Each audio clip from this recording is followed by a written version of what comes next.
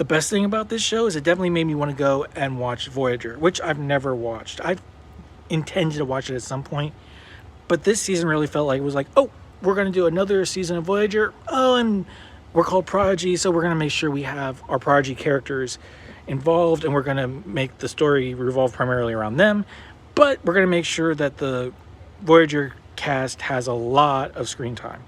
Now, not all the Voyager characters are there, but as far as I know, the main ones are, with 7 and 9 being the only one that doesn't show up.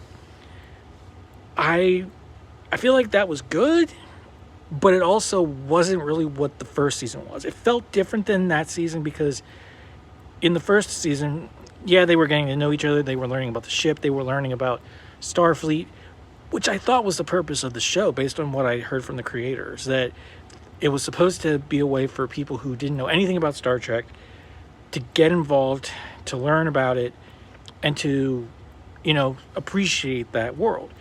This season, that wasn't as primary as telling this Voyager story, telling the story about time displacement, telling about the Civil War, which it felt like they spent a few episodes on the time displacement, then on the Civil War, then finally bringing them all together. It wasn't well intertwined throughout the whole season, I thought.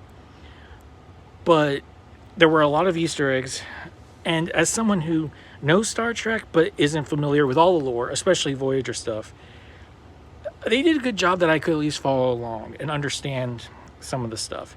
If you never watched anything Star Trek, I could definitely see you being lost to a certain degree, or at least not being familiar with the characters to a certain degree. But they did a lot of that, and that could have hindered the series, or at least this season. But I mean, overall, I don't think it really did. At the very beginning, they're like, oh, yep, this is how we solved that problem from the end of season 1, which I kind of wanted to see how they dealt with that. And how did they find out about it? How did all that stuff happen? So they kind of just leapfrog that whole problem as if they didn't really know what they were going to do. I don't even know if they had a plan for season 2. I don't know if things changed.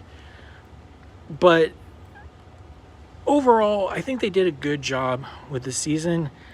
I definitely got into it more after the first 2 episodes, which is weird considering that that's what establishes the plot for the entire season. I feel like they could end it here, but they also hinted at a bunch of things that they want to do or could do. I think this relates to some of the stuff they talk about in Picard, which I think is interesting. So yeah, overall, I think it's a good season, and if you like the first one, I think you'll like this one too.